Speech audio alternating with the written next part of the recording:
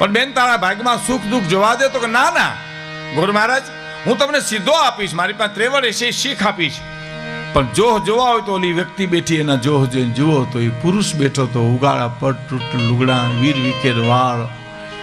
અને શાસ્ત્રીજી એટલું કીધું જ્યોતિષી